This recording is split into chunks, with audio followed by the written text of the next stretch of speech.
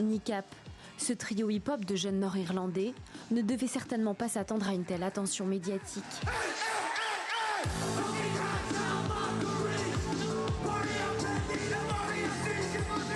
Le groupe, qui chante en gaélique et en anglais, s'est baptisé NICAP, rotule en français, en référence à la pratique des paramilitaires qui, pendant le conflit nord-irlandais, tiraient dans le genou des victimes. Avec une énergie punk, le groupe porte un discours social et profite de ses concerts pour mettre en avant la cause palestinienne. Un show en particulier leur colle à la peau, celui de Londres en 2024, lorsque l'un des membres du groupe, Liam Ouana Dimochara, se couvre d'un drapeau du Hezbollah, le mouvement islamiste libanais pro-iranien, ennemi juré d'Israël, est classé terroriste au Royaume-Uni. Pour cette affaire, le jeune homme a comparu ce mercredi devant la justice britannique, accueilli par des centaines de supporters. Il est ressorti libre, la décision étant ajournée au 26 septembre prochain. C'est évidemment formidable de voir tout ce soutien ici. Nous savons que cette histoire ne me concerne pas seulement moi, elle concerne plus que NICAP.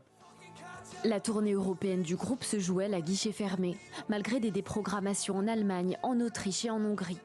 Ce dimanche soir, NICAP se produira devant 40 000 personnes au festival parisien de Rock en Seine.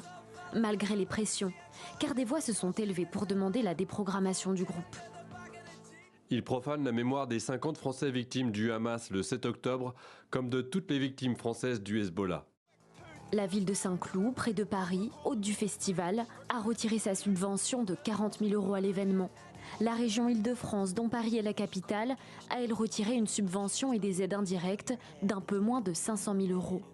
Mais le propriétaire du groupe Combat, organisateur de Rock en Seine, Mathieu Pigasse, reste ferme. Il ne faut pas accepter le principe de censure parce que sinon c'est une vague qui va déferler sur les festivals et sur les médias.